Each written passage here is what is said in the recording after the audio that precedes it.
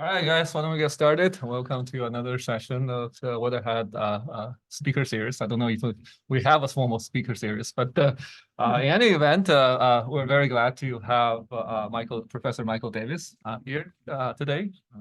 Professor Davis is a professor of law and international affairs at Jindal Global University in India. He is also a senior research fellow at the Weatherhead East Asian Institute here.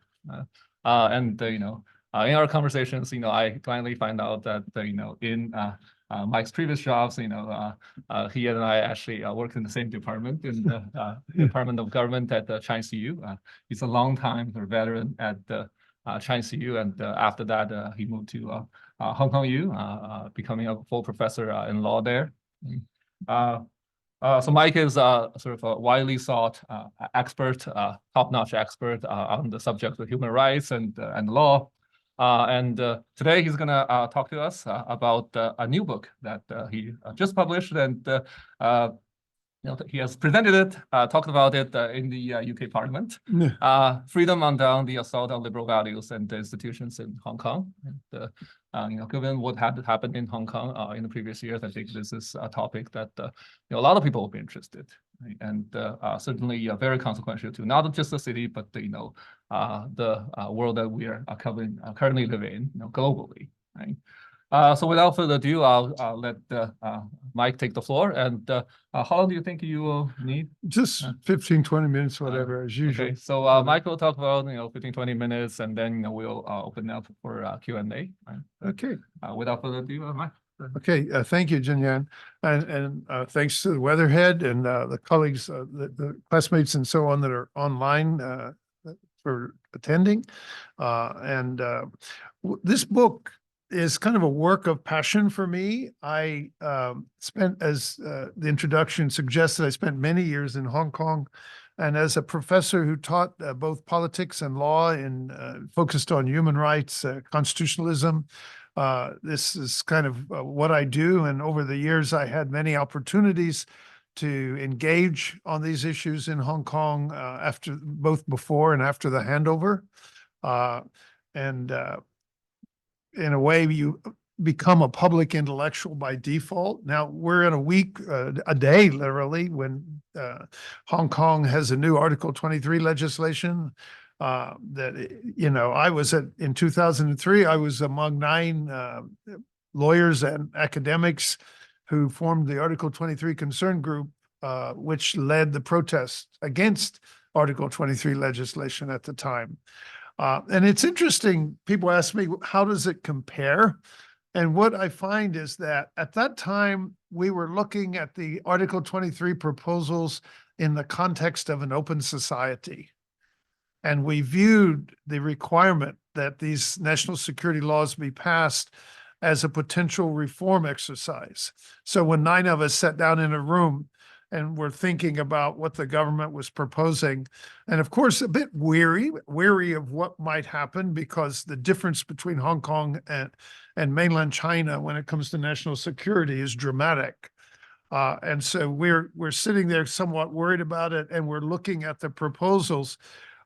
We decided to push back on a number of things. I need not go into detail now because it's old history, but the idea was that it should be a reform exercise. And what we did is we invoked international human rights standards, things like the Johannesburg principles, Syracuse principles on national security regulations, and so on.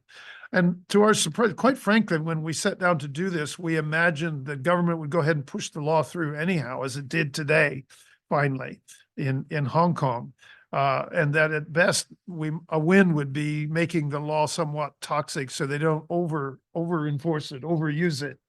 To our surprise, what we did is we proceeded to write a bunch of pamphlets. I wrote one of them. There were 9 of them. They were multicolored, and we distributed them on the streets of Hong Kong. To our surprise, there was eventually 500,000 protesters against it on the streets. And so it was kind of the first major post-handover social movement. The government was still, as we had originally thought, sort of destined or determined to push it through, except it lost its support within its own camp, within the pro-government camp. One of the parties, the so-called Liberal Party, withdrew its support. And the result was the government just didn't have the votes in the Legislative Council. So Article 23, a national security, as it were, died there. Now, if I can fast forward to 2019, we have massive protest, first over an extradition bill and so on. And this is then used by Beijing to impose a national security law in 2020. Saying that Hong Kong was involved in a color revolution and that it had failed to enact that Article 23 legislation, which now today was enacted. And the thing about it is that it wasn't the people's failure, it was the government's failure. If the government had proposed legislation that was consistent with the International Covenant on Civil and Political Rights, which applies in Hong Kong, then there was no question that that could be passed. So it was a kind of idea that we're going to pass something that's less than that, that in effect is holding the government back. And so it's not passed. And that's kind of where we were when China imposed that. Now, I had written a book in 2020, a very short book, a short volume called Making Hong Kong China. And there I was just highlighting the new national security law. I was talking about the background, the history, the basic law and so on. But that's kind of what I stopped at, just highlighting some human rights concerns and so on in this short volume. So I was asked then if I would update it, and I decided it had to be a new volume. The new volume contains some of the same background, but it now deals with all the things that are happening afterwards. And so typically when I give a talk on this book, I like to start with a quote from Hong Tong, who's now in jail in Hong Kong, a very prominent lawyer who's been speaking out against the national security law. And the quote is so short, it's very easy to give it to you. She says, "What happened in Hong Kong is not an anomaly, but a warning." So what she's saying in effect, and what I try to do with the book on that trajectory is to highlight now what's happened in Hong Kong is not just some human rights violations, but it's a fundamental transformation of the constitutional order in Hong Kong, of the basic order. And now what was a liberal tradition is turned now into a kind of national security regime. And to understand this, we have to understand in some ways where China's coming from. That China today, under the current leadership, is very, almost, I should say, not very, hyper aware of national security concerns. It seems the leadership in Beijing has read the political economy literature and knows when a country gets to a certain level of development economically, that the people may not continue to tolerate a more repressive approach, more repressive policies. And that, so therefore, the leadership now under Xi seems to put national security even ahead of economic development. China famously over the last few decades was kind of the role model of economic development, of trying to grow rapidly. But now national security in some sense has taken the front position. And the notion of national security that Beijing promotes, which is in English described as a comprehensive national security concept, essentially views almost all areas of internal behavior in society as potential national security threats. It lists some 20-some of these areas, from culture to economics, social things, and so on, as all being areas of national security concern. And I argue in the book that what is the concern? And I think it goes back to this same political economy literature. The concern is liberal ideas, that the people of China will pick up these liberal ideas. And I think the Communist Party leaders viewed liberal ideas as an existential threat to its rule. I think that's at the core of its national security concept. And what's interesting now going on in Hong Kong, first with the imposition of the national security law, And now today, with the passage of the new Article 23 legislation, is that Hong Kong is transferring this notion of national security into Hong Kong. It's being brought into Hong Kong. And it's not left for us to guess from reading the legislation that's passed, because the consultation document, in its first two chapters, goes on at great length about its now holistic approach to national security that it's adopting, as it says in that consultation document, from the mainland. And it actually quotes at length the mainland comprehensive concept of national security, sometimes called a holistic approach, and says that Hong Kong itself will take a holistic approach. So while I'm writing the book, and I can say, so last night, my friend asked me when I finished the book. Well, the book was launched on February 7th. I finished it on February 6th, because what happened is that was when the consultation document came out. So I called my editors and I said, can I change one paragraph of the book? So I had a paragraph speculating all this was going to happen. I could take that out, it's on page 129, and replace it. I was given 315 words to replace it with a response to the consultation document. So I could say the book goes all the way up to the consultation document. That's why, in particular, I chose this series with Columbia University Press, is because two things. They target a wider readership, so I can write a book that's not all academic and dull. And two, that they get it done quickly. So you don't submit a manuscript and wait 2 years before anybody even gets done reviewing it, right? So a wise warning to graduate students. That's what happens to your dissertation when you convert it into a book. A few years from now, we'll see it, right? So I got around both of those hurdles, literally changing the text on the day before the launch. So that's why I could mention sort of fast forward. Now, in the book, I actually start not fast forwarding. I start at the handover, and I basically argue that the Basic Law, the Sino-British Joint Declaration and the Basic Law created a liberal model for Hong Kong. Okay, and some people would say, well, Beijing could not have intended such a thing given their system, but they said one country, two systems, and they wrote the Basic Law. And if you go through the Basic Law, you see that it maintains the common law, rule of law. The courts are independent and final. All this stuff I'm sure you've all heard before, right? And there's like 16 different rights listed in the Basic Law that are to be protected by this rule of law. 8 of them are free speech in one form or another. So it wasn't really ambiguous. And if Hong Kong people, as Deng Xiaoping wished, were to put their hearts at ease, it was because they believed that the rule of law and this sort of liberal freedoms would be protected. Thus the title, Freedom Undone, okay, that these things would be protected. And that was the game. That was the bet. Some people might say, well, that's a stupid bet. Beijing could never have intended any of this, so forget it. And, suck it up, guys. But that's kind of what I think Hong Kong people were betting on.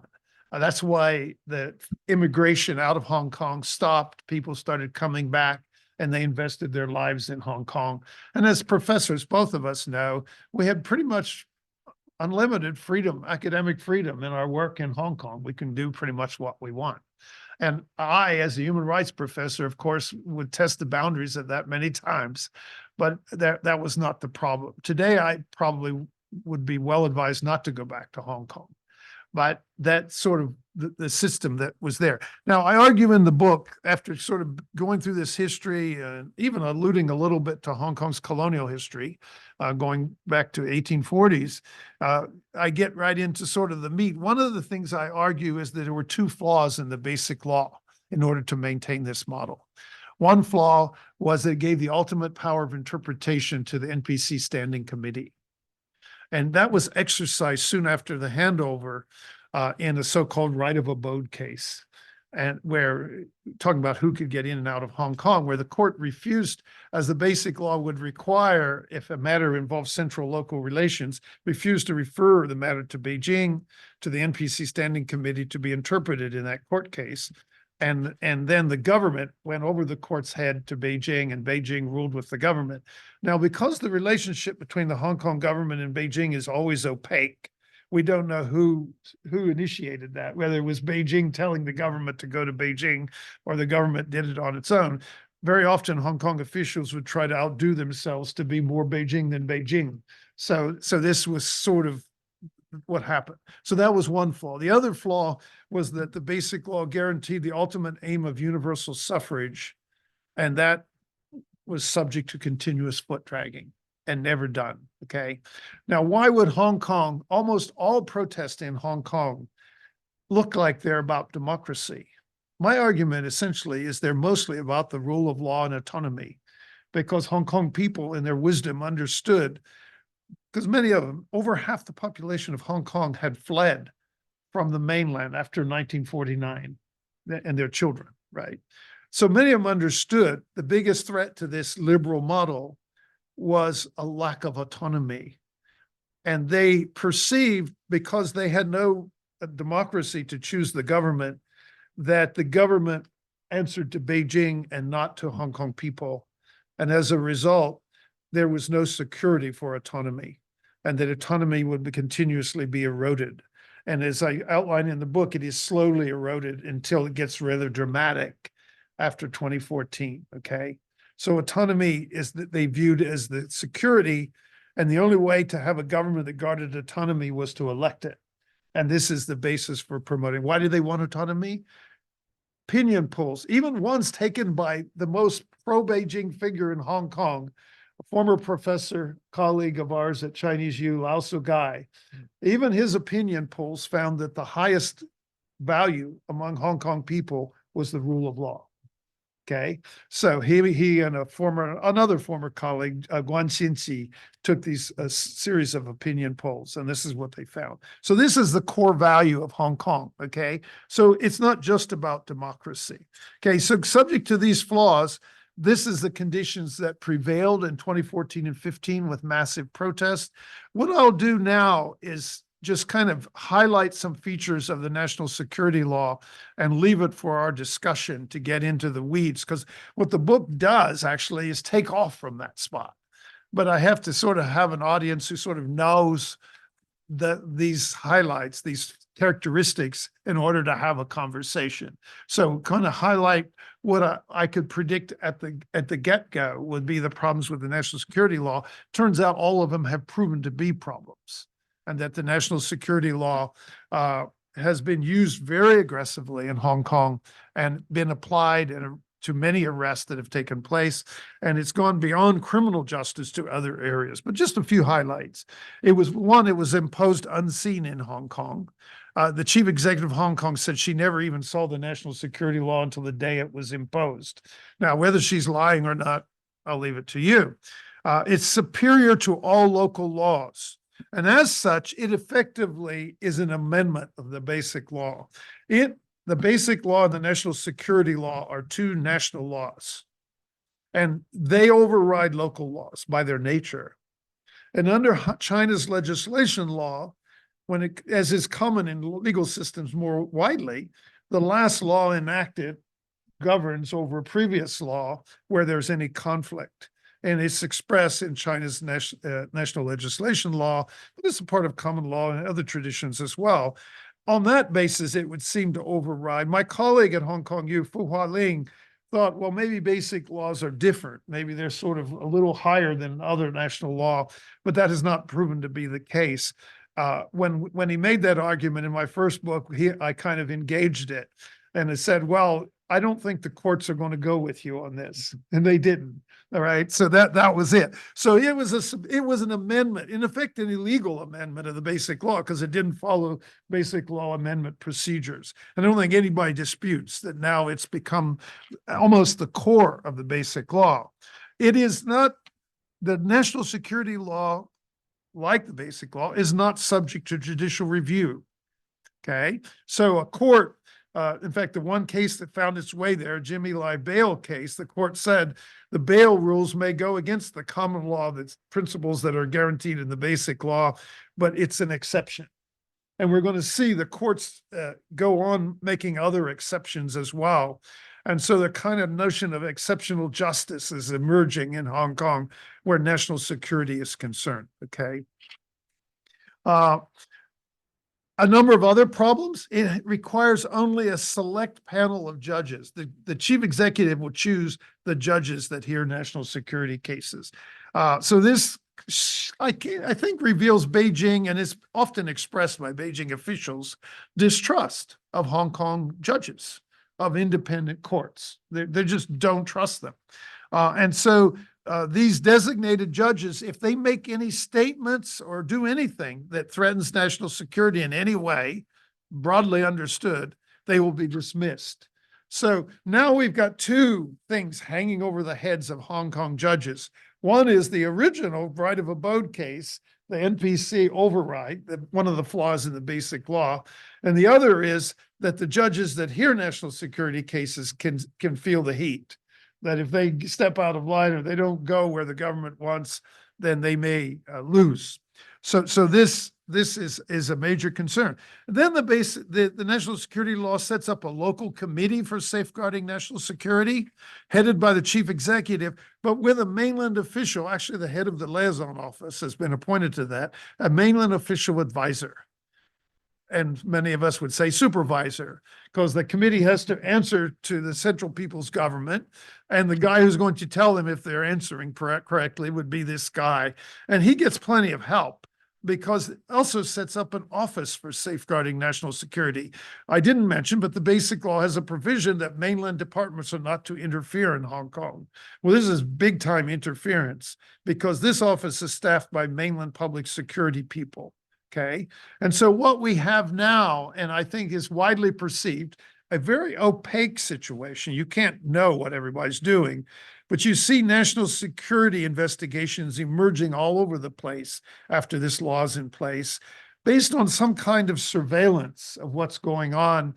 And we have to only guess mainland public security officials are masters of surveillance, that they're surveilling the society. And this committee is being advised by the state office. And then what they did is they created a special police unit for national security. Now, these guys have to justify their job. They have to keep finding national security violations. So there's a lot of pressure to do that, okay? And then there's a special justice section, prosecutors for national security. So all of this is hived off and elevated in the public debate. And then on top of that, we have cases emerging where the judges are criticized if they try to apply, up until all of this happened, generally common law judges would be more sensitive to free speech and less so to regulation of it. But now that has flipped. But if occasional judge gets out of line and is trying to guard free speech in any way, then he'll be kind of slapped down and probably won't be a national security judge anymore. So this is a kind of hostile environment. And then the national security law doesn't stop there. It asks the local government to regulate to oversee the media, to oversee academia, to oversee all these different aspects of society where public expression is involved. And then that the the Office for Safeguarding National Security, where the mainland officials are, to oversee the international press, to sort of pay attention to what they're doing. So the result is a very comprehensive thing. It's like you can't make this stuff up. That if you wanted to invent a system to turn a liberal order into an illiberal one, this is the perfect model. And I think this is the basis for Chow Hang Tong's warning, that saying that Hong Kong is not just an anomaly, but a warning, is that this is presumably the kind of model that the Chinese government would like to promote. And we can add to this a new dimension, which is they've just passed new national security legislation, but they also have developed a so-called global concept of national security. So if China's national security vision is a so-called internal one, focused more on its own people as the national security threat, and the US version is probably an external one, focused on countries posing danger to each other, China, by adopting now a global concept, is kind of saying that, well, the biggest source of our problem, the so-called liberal ideas, is coming from overseas. So we should promote our vision of government and national security in other countries so that it's not imported back to us. And that our vision, that we can show that it's a better vision. We can promote it in competition with liberal democracy. So that's why I say what's happening in Hong Kong is not just some repressive laws, but a dramatic transformation of the society into what was, of course, not predicted by one country, two systems, into the mainland's system of national security. And of course, even the mainland didn't have this comprehensive concept back when the Hong Kong agreements were signed.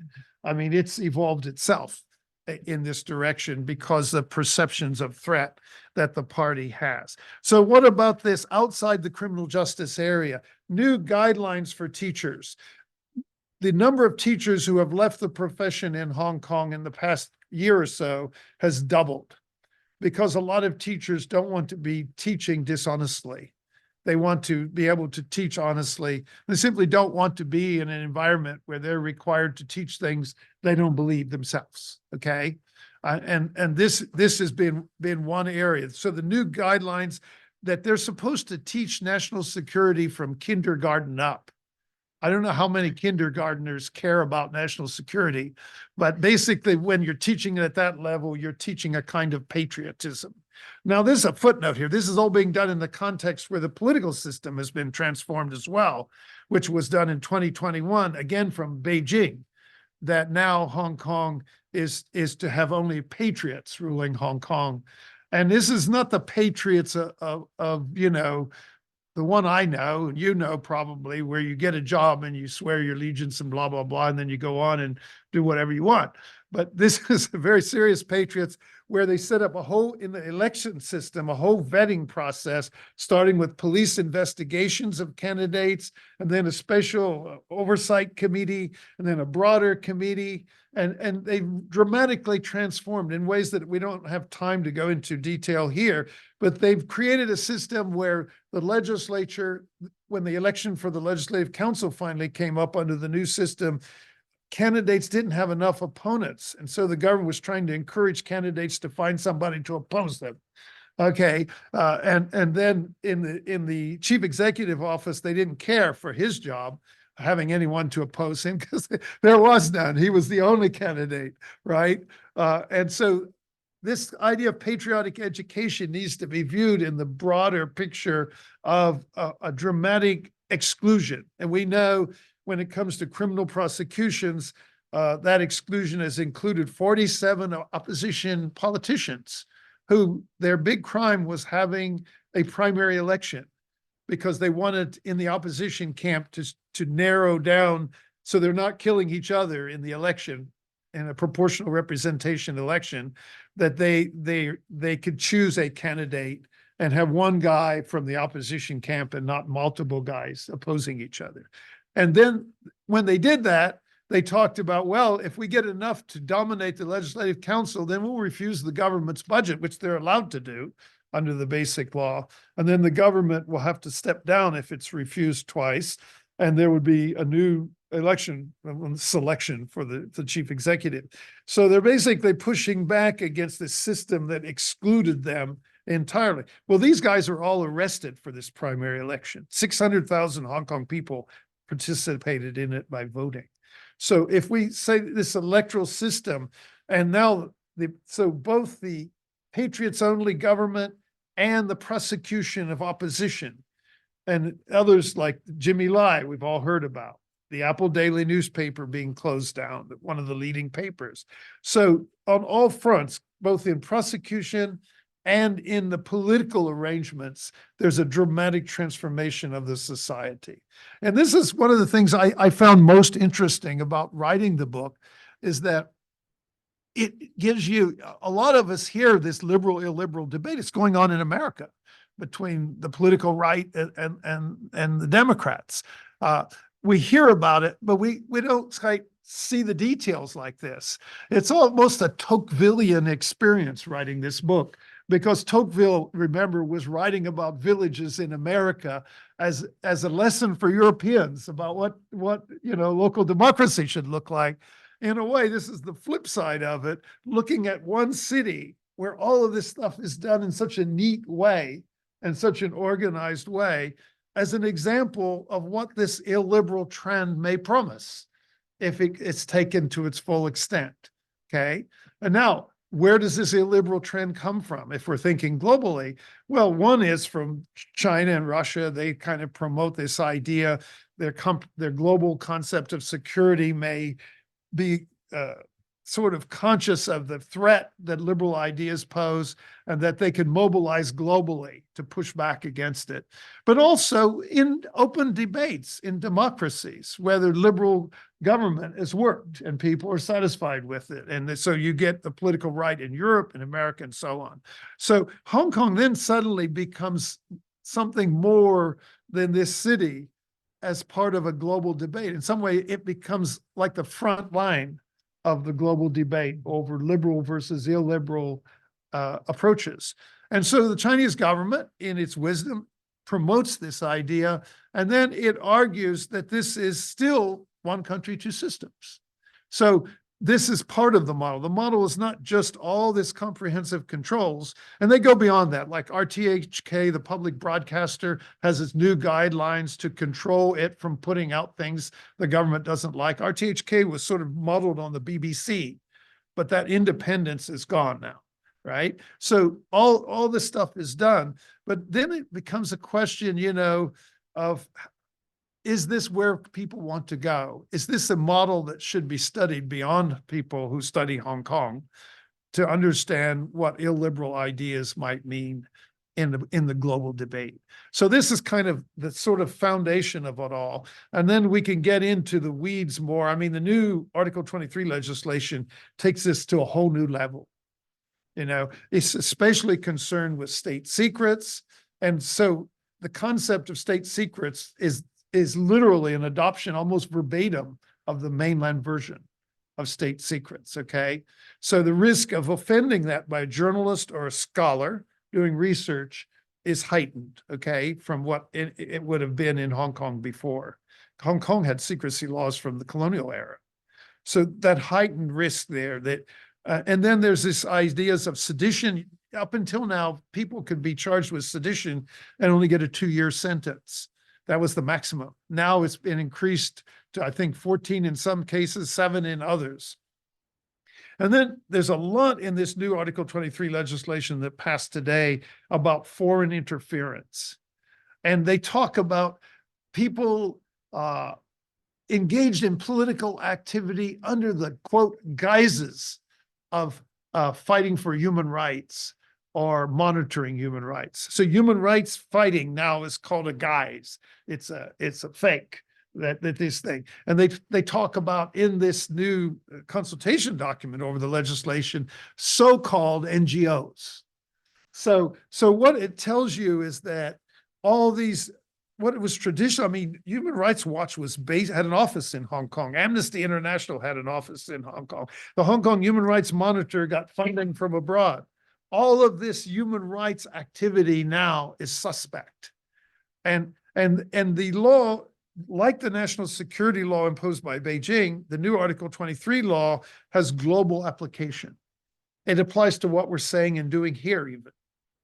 I guess I'm always violating it, but this is kind of where that is at, a very holistic, comprehensive approach to national security. And then the question I've been raising, whether this is a warning to us all, whether this is something that we need to better understand the moves we're making towards so-called illiberal democracy and populist democracy and so on. So it has wider question for us all. And so I think I'll leave it at that. It's just kind of tease up a bunch of things that are on the table and then see where you guys want to go with discussion. All right, thanks. All right, now should we just open it up and see if anyone has any questions? I have two questions. One. Oh, by the way, here's the book. If you buy it today, like, can you get autographed by the? Yeah, if you have it, I can sign it, but this is the only one, and I've already given this one away. The one I brought, I didn't want to carry a lot, but I was Ask the best question. I was told by the press, Columbia Press, that you get a discount for buying it if you're here today. So if you want that, then you can ask maybe one here, and then I can. There must be a code or something you have to enter, I guess. Yeah, yeah. Go ahead. Yeah, I have two questions. One is if we are seeing some sort of underground movement in Hong Kong or overseas when it comes to exile. And secondly, the implications of Article 23 for the Taiwanese and mainland relationship. Okay, very good questions. The first one, as far as I know, not in Hong Kong. That's, I hate to say the beauty, the horror maybe, but it's also very skillful, very comprehensive silencing of society. And if anything, I mean, there are reports, and I include this in the book, that some people are doing some things as they do in the mainland as well, like posting dates on hiking trails, critical dates that show that they're as a expression of protest, but it's very, individual, not in any organized fashion, because they've shown a willingness to arrest people right away if they try to organize any opposition. Now, overseas, yes. I mean, there's a lot of dissidents who are now in exile. 13 of them are targeted with warrants for their arrest and bounties of 1 million Hong Kong dollars for them. These 13 so far of overseas activists, people who were activists in Hong Kong. Nathan Law has a bounty on his head. He was a legislator elected. Dennis Kwok has a bounty on his head. He was a long time in the Legislative Council, actually representing the legal profession. So that these people overseas have that. And some of them have organized. There's a group in Hong Kong. I mean, there's a Hong Kong Watch in the UK. I just came, my first book talks was, the first one was in the British Parliament, but I made a whole week of book tour there. And Hong Kong Watch was there, prominent people showing up for that. And so that kind of thing is being done. I think in the UK the most, but some over here. There are other groups that lobby parliaments and Congress and so on. So overseas, yes. Taiwan. Actually, I was wrong a moment ago. My first book talk wasn't the launch in the UK Parliament. It was actually the launch in Taiwan. My first book talk was in Taiwan. And when I expressed the view that the Hong Kong should be a warning, that didn't have to be explained in Taiwan because China is kind of breathing down their backs, as it were. I did find it interesting in Taiwan that I found that people over here were more worried about Taiwan than people in Taiwan were worried about Taiwan. They kind of took the view, as I understood it, that we've been living with this hanging over our heads for, 70 years. So we're not going to lose sleep over it. So the election, I was there during the election, and they seemed like business as usual, that they just, in fact, the election was more over economic issues than national security issues. And Taiwan, though, it's an interesting article by Sheena Greetens, I think it is, in Foreign Affairs, where she highlights that if this liberal ideas are the security threat, then the biggest threats from the party leadership's view would have been Hong Kong before the crackdown and Taiwan. And Taiwan, of course, remains a liberal democracy. So, but I think there's not, the only issue for Taiwan is, do they beef up their military security and preparedness? Otherwise, the votes in Taiwan and the people they elect have clearly demonstrated they have no interest in having the Hong Kong model applied there. So, and now that Hong Kong model has gone down the toilet, there's a kind of sense that why would we want that? So it becomes more, I think, if it is a threat, it's a military one rather than anything else. And then the question becomes, and I raised this question, I said, well, they kind of asked me, well, why is the world worried about this so much more than us? Well, the world is looking at Afghanistan. Is Taiwan Afghanistan? Is it going to cave if the military threat becomes aggressive and simply strike a deal? That's what happened in Afghanistan, right? Or is it Ukraine? Is it going to fight back vigorously like we see in Ukraine? Or is it Gaza? If it fights back, is it going to turn into a bloodbath? So this is kind of what the world sees about the Taiwan question. But I found on the ground less consciousness of that. I can add a footnote about Hong Kong and Taiwan. Hong Kongers have not found Taiwan that welcoming as exiles. I actually gave 2 book talks, one in the Academia Sinica there, so-called Junyan and Jiang, and the other one I gave was in a bookstore called Nowhere Bookstore. And that was my favorite book talk in Taiwan. Nowhere, if you read it, can be Nowhere Bookstore or Now Here Bookstore. I thought that was so clever. And the bookstore was packed. And all these people, these Hong Kongers were all coming out. And they ran classes to help them with exile life and everything there. I did something similar in the UK in a library. They had created a Hong Kong exile community in the district of London called Belsize. They had created a library. The Library of Belsize had agreed to give Hong Kongers a section of the library. So it's the Hong Kong Library. And they have speaker series and all of that and serve Hong Kong snacks and things and trying to live in exile. So it's worth noting this exile dilemma of how to deal with the situation we're talking about.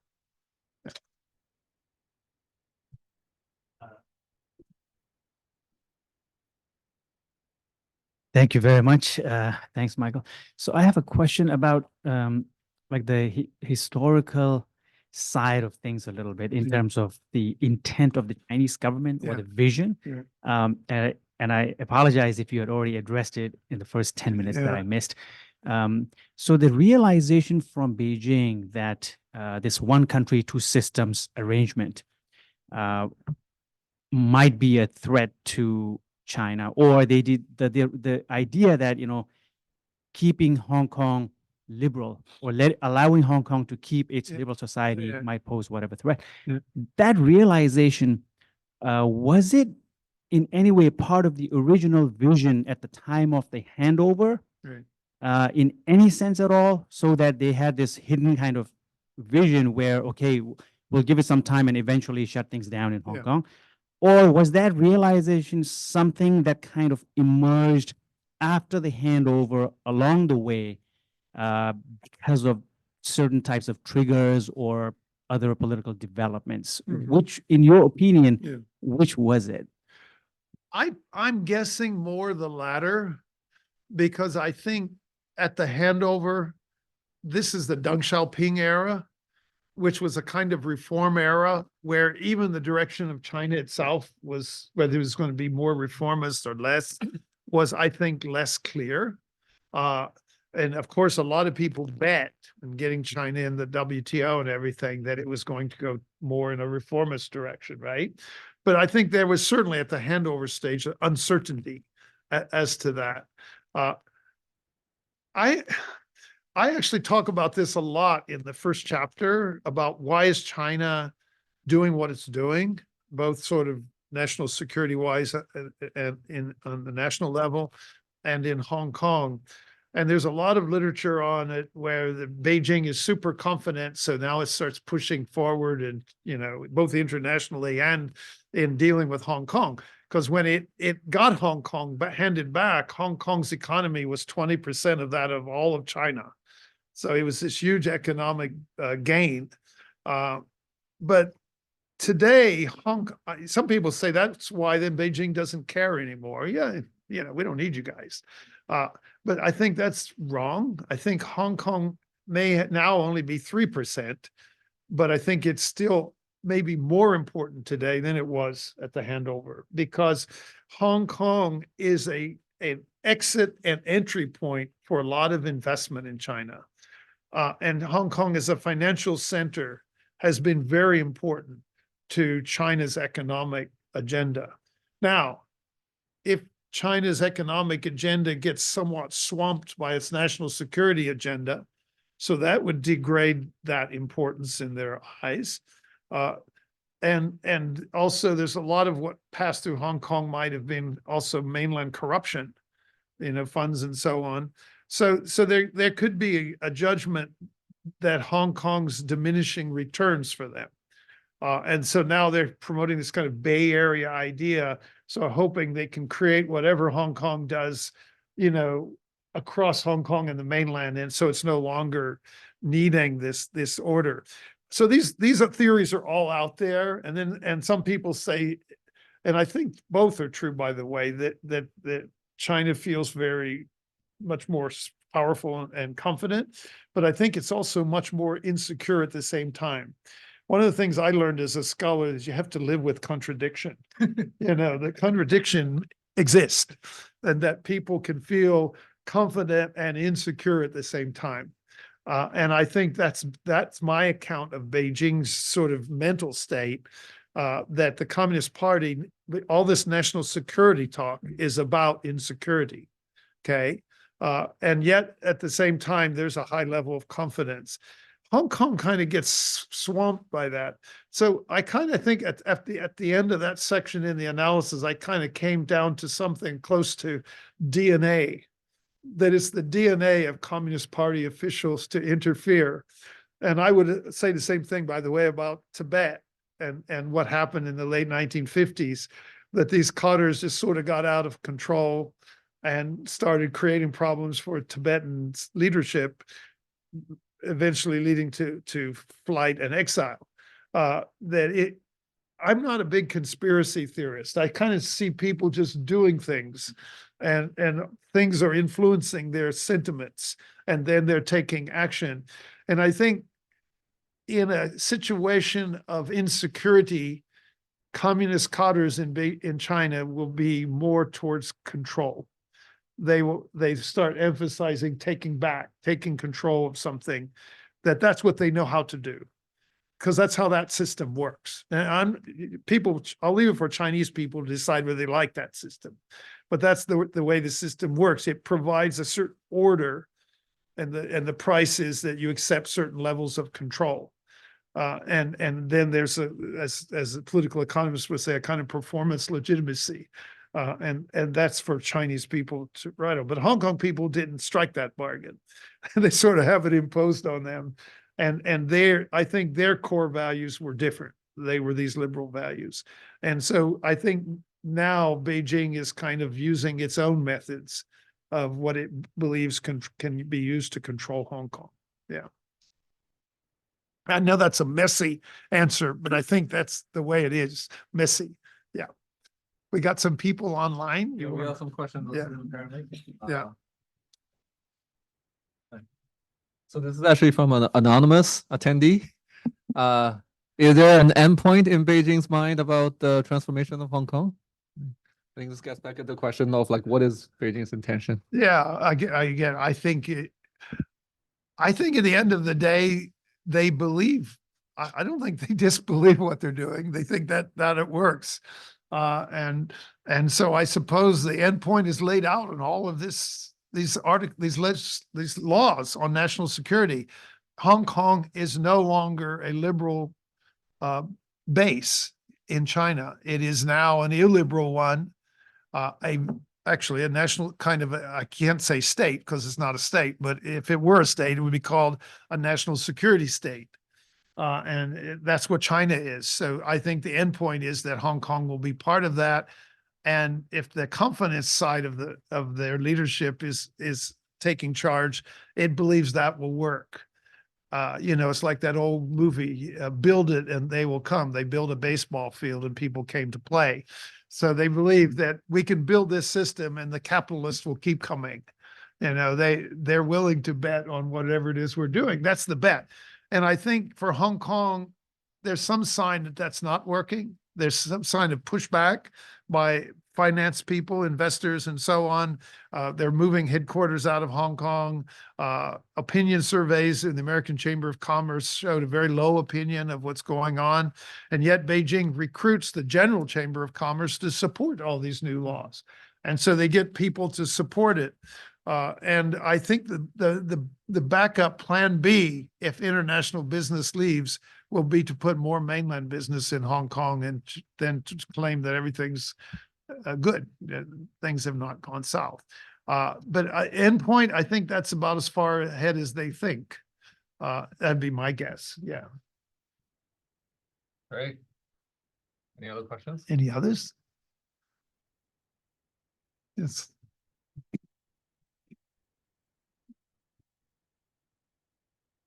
Hi, I'm an undergraduate student of the Chinese University of Hong Kong during 2017 to 2022, and so I had passed the whole thing. And I'm a student of journalism and communication, so I have got through actually I have learned a lot during the whole thing, and I'm still confused of that right now. Yeah. And I have a lot of questions, of Okay. course, and one of the questions is that, as a professional in law. Yeah. I'm wondering, like, I know you have spent a lot of time in Hong Kong. So what's the difference between the 2014, like the umbrella movement, and the 2019, like what's the difference from their argument and in the law perspective? And this is my first question. And my second question is that I have a lot of Hong Kong friends, and they told me that their attitudes has changed a lot during 2012 or 28. I know they have a very close relationship between Hong Kong and China during 2008. Like they told me during 2008, there is an earthquake in Sichuan, Wenchuan, and they told that Hong Kong, they support a lot for the China because they recognize themselves as Chinese also. And but of course, I guess through how the transformation has happened, but I'm still wondering, why do you think that it happened? Like why their attitudes has changed so dramatically? And Can I stop with the two and then get back to the next one? so I forgot to bring a pen. Oh, there's a pen. Now I don't have a paper. Well, between 2014 and 2019, of course, the biggest thing was what was actually being done. That in 2014 and 15, the project under the basic law, there's a provision, Article 45, and another article dealing with the legislature says the ultimate aim is universal suffrage, and in Hong Kong, that everybody would be able to vote. Now, Hong Kong people view universal suffrage as defined in the International Covenant on Civil and Political Rights by the Human Rights Committee as free, one person, one vote, but also that candidates can freely run for office. They don't have to be selected by anybody and so on. So what happened is Beijing drug its feet on that for years, saying, well, there has to be, quote, in the article says this, gradual and orderly progress. So finally, in 2007 or so, they said that there could be, I guess it was later, I don't have the year right in my head now. Anyhow, they said that there could be now this universal suffrage, that Hong Kong could propose something. And so this was to take place in the 2017, I think it was, that they would make a decision on this. And so this was put forward. And so the Hong Kong started organizing. And Benny Tai, my colleague at Hong Kong U, was especially active in this. And so he organized this idea that they would be occupying Central if the government didn't come forward with some significant legislation. And then he spent a whole year training people, young people, to engage in nonviolent protests. So Benny Tai's in jail now, but he was actually the big promoter of nonviolent protest. Okay. And so he spent a whole year training them. I think in some ways by doing that a whole year in advance, he made himself a target. He allowed the regime, the government, to target him as a threat. But in any event, so they did all of this. And then it came up to the decision time. And Beijing then said, okay, you can go forward with these proposals with certain limitations. And so they went forward, they had a consultation, and people in the opposition even put in stuff on that. But then all of it was rejected. And so Beijing rejected that, in effect, rejecting their proposals. There was even a civil referendum on it, rejecting it. So this is all about democracy, okay? I'm getting the years tangled up a bit in my mind, but all about democracy. So in 2014 and 15, ultimately, they then do a second consultation, and none of the opposition participates because they already were told that none of the things they wanted to have a sort of genuine democracy were accepted, that Beijing was going to choose the candidates and all of that. So that's 2014-15. 2019 is about an extradition bill initially, a different problem. Yeah. Democracy sort of gets coattailed on it, but it wasn't the core concern. Sorry to bother you. Like my major is in communication journalism, so I don't have a lot of background about that, but I'm quite confused about that. What's your definition about democracy? I have been confused Yeah. with this question for so many Yeah. years. Well, there is an opinion by the Human Rights Committee on what it means under the ICCPR. And under the ICCPR, it's not only that everybody can vote. So you in Cuba or North Korea, you can even force everybody to vote. So everybody voting is not sufficient. It has to be genuine choice, according to this opinion of the Human Rights Committee. And genuine choice would mean that people can freely run, they can organize, they have free speech, and so on, and that candidates through that process can be presented to the voters. And so the disagreement between the Hong Kong government and Beijing on one side and the opposition on the other was that government and Beijing wanted to control who the candidates could be. In effect, only the pro-government candidates, which now they've imposed under this patriotic elections. They've imposed it now. But at that time, there was a big debate over that, and that's where they split ways. And so finally, at the end of the consultation in early 2015, the government came up with a proposal to the Legislative Council to approve it. And it was one where Beijing effectively controlled who would be the candidates. Yeah. And then the Democrats were able to vote it down, because for this kind of change, you needed to 2/3 support. And all they got was, and the Democrats had just over 1/3, so they could block it. And so the reform, so-called reform, was rejected in early 2015. So then we go forward over the next 5 years with actually the prosecution of a lot of these people that were promoting this Occupy Central and so on, and Benny Tai and Hong Kong U and Chen Ginman at Chinese U were sentenced to jail time, 16 months over this. And so that's very testy situation. Carrie Lam in 2019 thinks, okay, I won't propose new Article 23 legislation yet. I'll just test the waters with an extradition bill.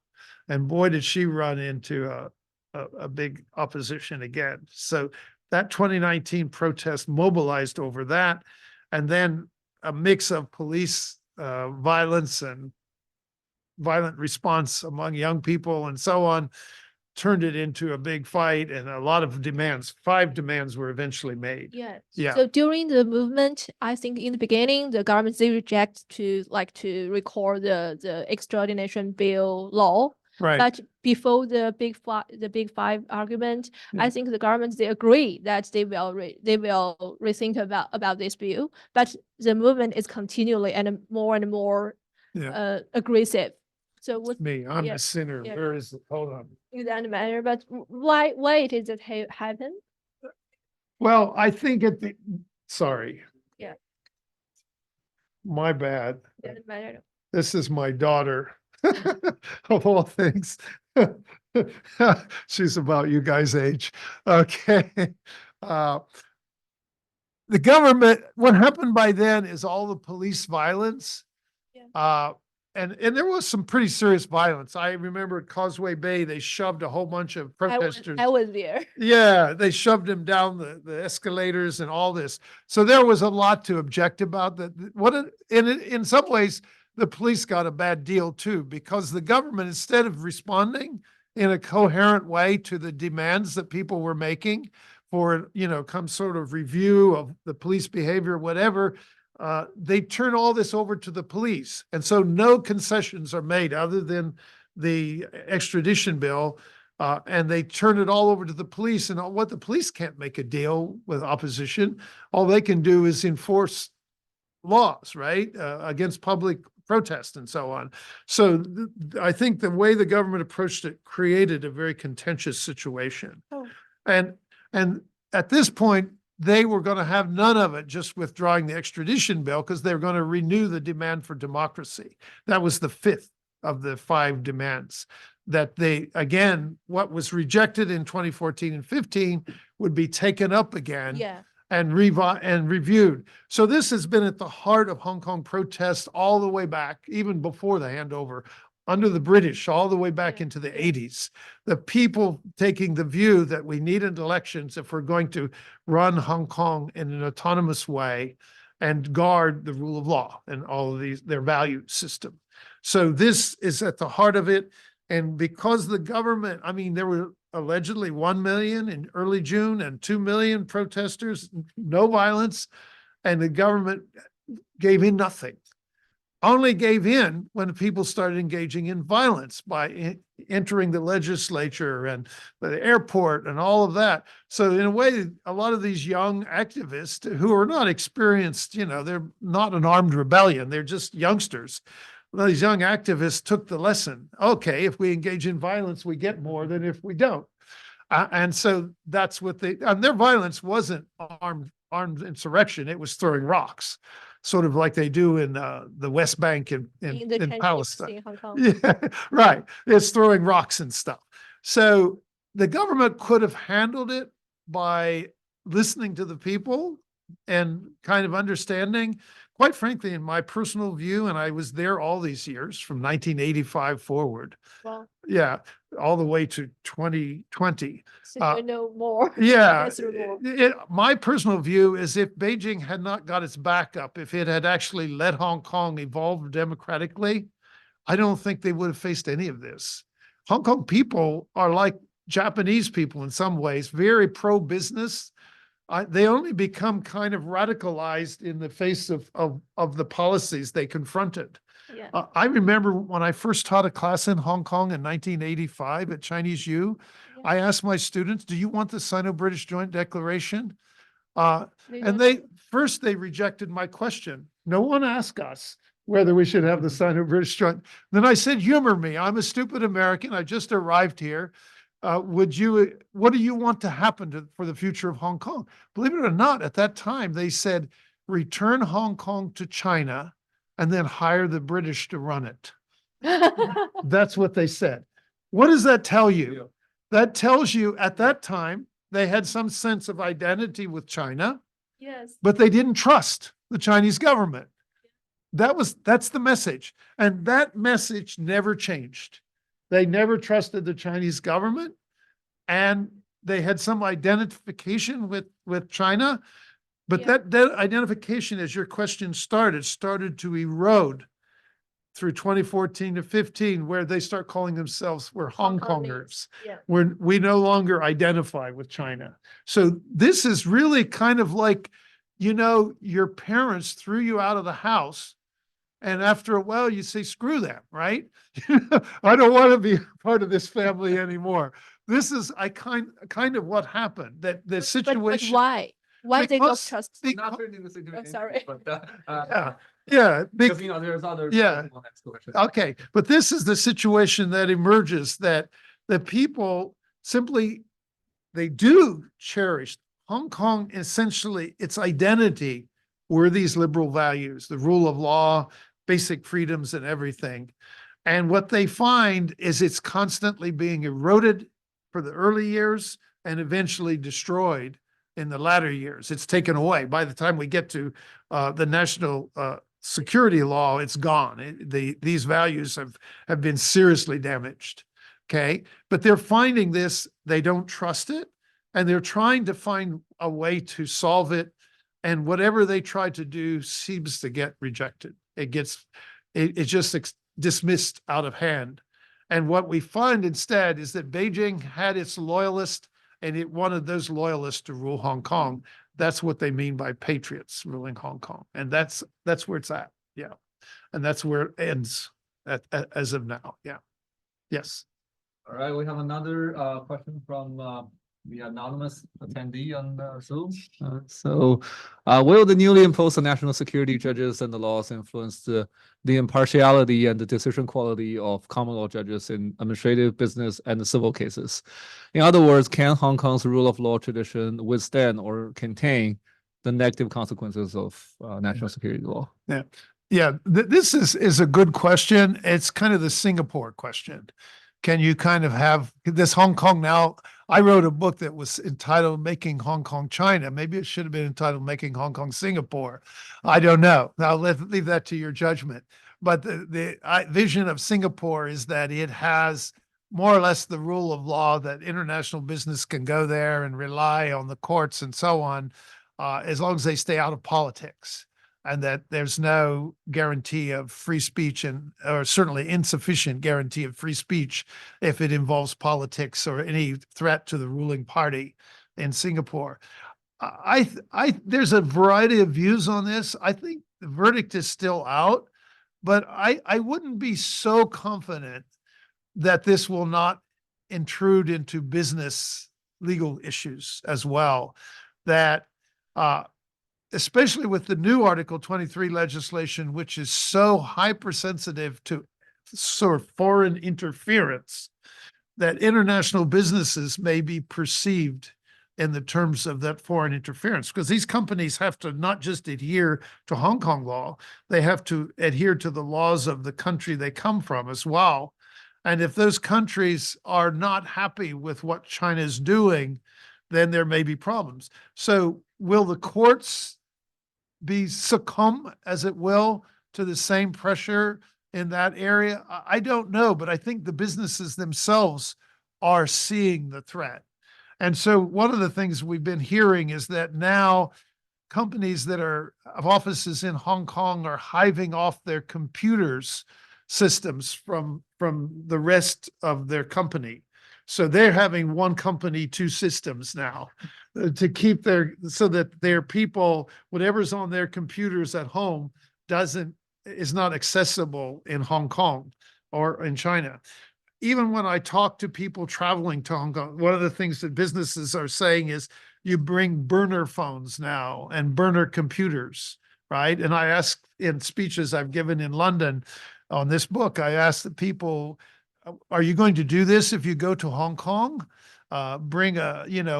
Leave your real computer at home and just bring, and by the way, a computer includes the thing my daughter was just calling me on here. That's a computer.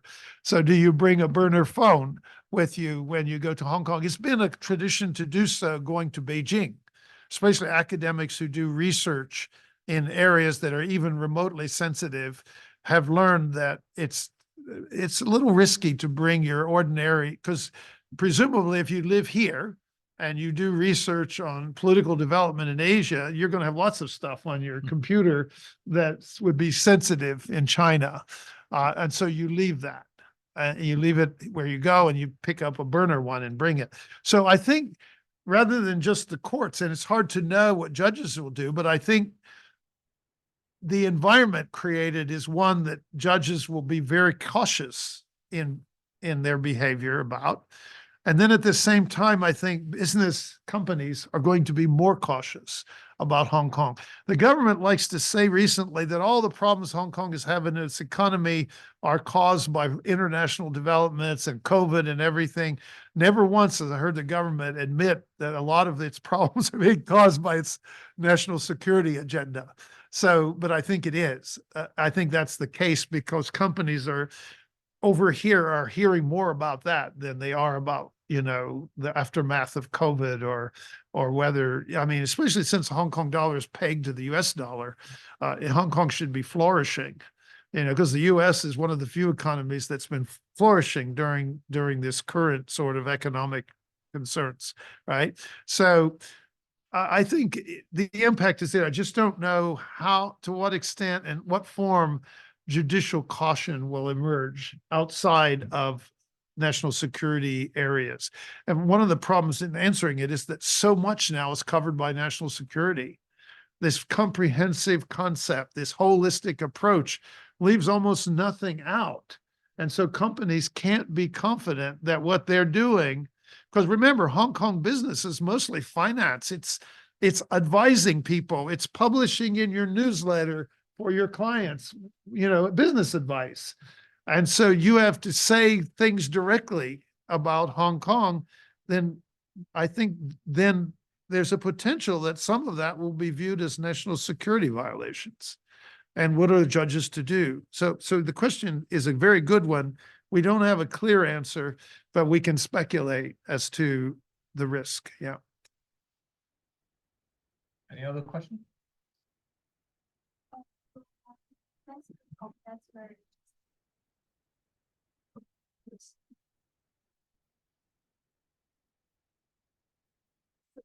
I have a question regarding like over the years I do see a trend that a lot of Hong Kong people like leave Hong Kong. Yeah. But I also see a trend a lot of people from outside of Hong Kong coming to Hong Kong. Yeah. Because like the government of China like impose a lot of laws, like encourage people to immigrant to Hong Kong. Yeah. Such as like over the years there is a law that if you graduated from top 50 university across the world, Yeah.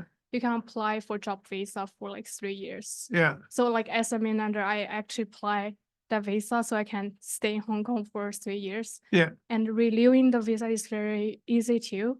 Yeah. So like, do you have any insights on the reaction of this, of the Chinese government? Okay, Yeah. this is an interesting area. And it was part of my answer a moment ago that I suggested that if international business becomes excessively nervous about Hong Kong, China has a lot of business in Hong Kong as well. So the Hong Kong economy should not go down the toilet because China has the capacity using the Bay Area to keep driving the Hong Kong economy. Because the biggest number, over half the Hong Kong stock market is mainland companies or related to mainland companies. And now over half the professors in Hong Kong are from the mainland. So a lot of Hong Kong's economy, finance, the same. The mainland is kind of replacing. So Hong Kong people in the early years started being aware of this, and they developed a kind of feeling of anti-mainland in society, because there was a perception that mainlanders were kind of pushing Hong Kongers aside. And that trend has increased, not slowed down. That there are now, I think, more and more, even at the elite level, that the old tycoons who used to have so much influence in Hong Kong, even at that level, are being replaced by mainland tycoons who are coming into Hong Kong.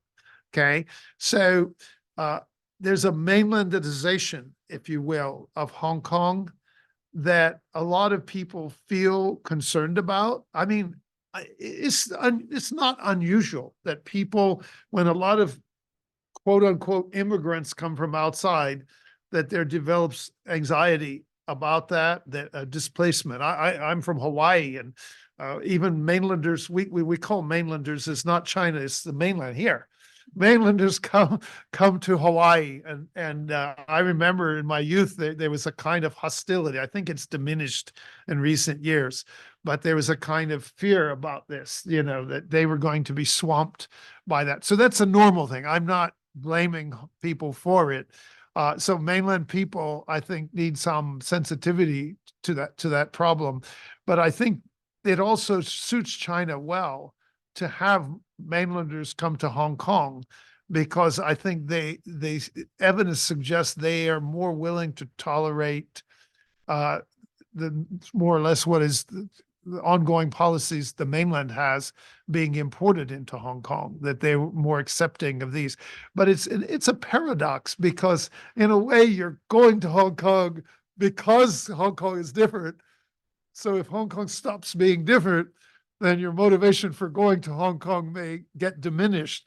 Now, one motivation may be money, maybe salaries are higher and so on. It could be very pedestrian kind of motivation, not just the transformation of the society.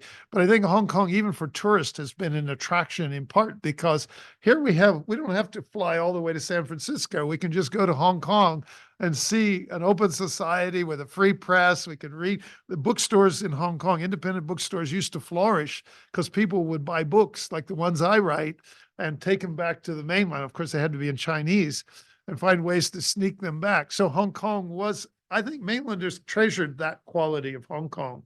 But I think for academics, it's probably a better job. They just view getting a job in Hong Kong as sort of the optimal if they don't have a job here, because a lot of students study, get a PhD, and they want to stay in the UK or US or wherever, Canada, where they study and get a job. But those jobs are few.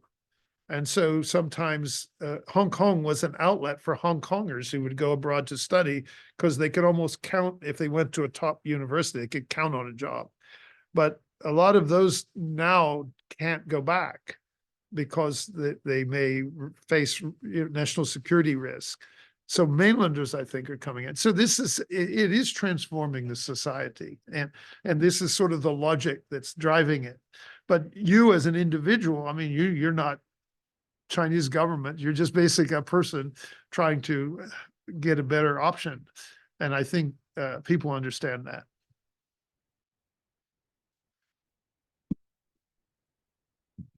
So 2 questions. We have 1 more question on Zoom. And then... Yeah, so thank you for your talk. It is really insightful. So could you give us some insight about your future idea about the role that Hong Kong is going to play in the future? Because right now, we are basically saying, look, in terms of international politics, we are looking for the decoupling of China and also the Western of the world.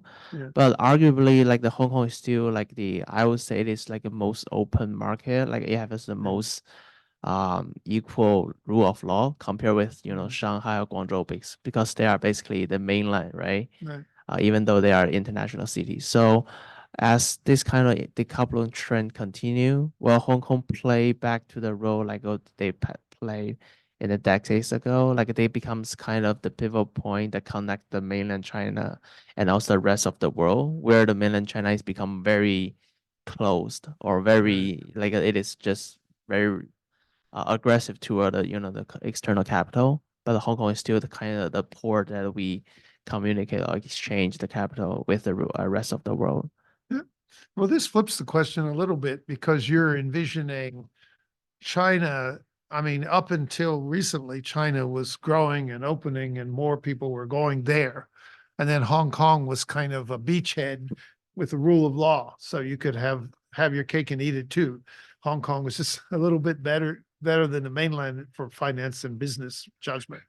But you're suggesting that China is moving backwards on that front towards what it was years ago when it was completely closed off. When I was a youngster in Asia, China was something you only read about, Mao and all this stuff, kind of craziness going on in China. So, but I guess the answer, whether Hong Kong continues that role, and maybe that's the game. Maybe officials in mainland thinks they can pull this off. But if they keep interfering in Hong Kong and imposing these same national security constraints they're imposing on the mainland, then that sort of rule of law dividend that Hong Kong offers will be too severely degraded. And that's the $50 million question. Right now, it doesn't look promising. It looks like, well, if if Hong Kong doesn't have the rule of law, or if my company faces the same threats and I have to still bring my same burner phone to Hong Kong that I bring to Beijing, then I might as well go to Beijing. Of course, as a businessman, it doesn't mean you don't go. It means what you expect on your investment is more if the risk is higher. It's just simple economics. So if doing business in China is highly risky, then you need to have some really serious gain to do it. Otherwise, you'll just go somewhere else. And there is a lot of somewhere else's available now, Vietnam, India, and so on. So I think that this is the question is Hong Kong being so degraded that it no longer serves the role you're talking about by these national security laws, including the one just imposed today. Yeah, so that's the question. And the answer is probably it is. There's a general view that it is being, its dividend, its rule of law dividend is being degraded. Yeah. Yeah, thank you for all of the speech. And I have a question about the characteristics of the legal system of Hong Kong, because we know that Hong Kong is an area suited in common law, which is different from mainland China, quite different. And this is, I once heard from a professor saying that this is also an important reason that many multinational companies choose to locate in Hong Kong rather than Shanghai or Shenzhen, because it is an area of common law. Yeah. And so I have a question that in addition to the political system of Hong Kong, how about the legal system in Hong Kong? Will it also be intervened like by Beijing government, or is there any other chances in the future will happen in the legal system of Hong Kong? Well, if you're saying the disappearance of the common law system, I mean, we've all talked, most of what we talked about has been influence on the legal system, you know, the national security law, all those provisions, you know, about committees to safeguard national security, offices for that, and expansion of use of sedition laws. These are all legal things. So the legal system is being dramatically impacted. But if the question is narrowed down to whether the common law system will be discarded, if that's your question, I don't think so at this stage. But it's a tough question to answer. It's kind of like you have to wait and see how much these other interferences with the legal system, how much impact they have. If it degrades the system dramatically, does the common law somehow lose its attraction? Common law, I think, has been widely respected as a legal system to adopt throughout, you know, all of the British former colonies. They maintain this common law system because it's considered a reliable system. And I think in Hong Kong, I was around when they were drafting all kinds of things to try to preserve the legal system, the common law system. And the law school I taught at Hong Kong U, you know, professors and students are all betting on the common law system being maintained. Otherwise, their training is not particularly useful. So I think that the Beijing's incentives are to maintain that common law system. The big question is, after 50 years end, will they still maintain it? My guess is they probably will, because the cost of changing it and the benefits that would be lost would be too high. So probably keeping it perhaps in a more degraded fashion that's now happening is what we will see, but not discarding of the common law system. That's just a guess. You know, there's too many unknowns to really be confident about it. All right, we have another and final question from Zoom from Yeah. Rudolph Holder. Yeah. Mike, can you see?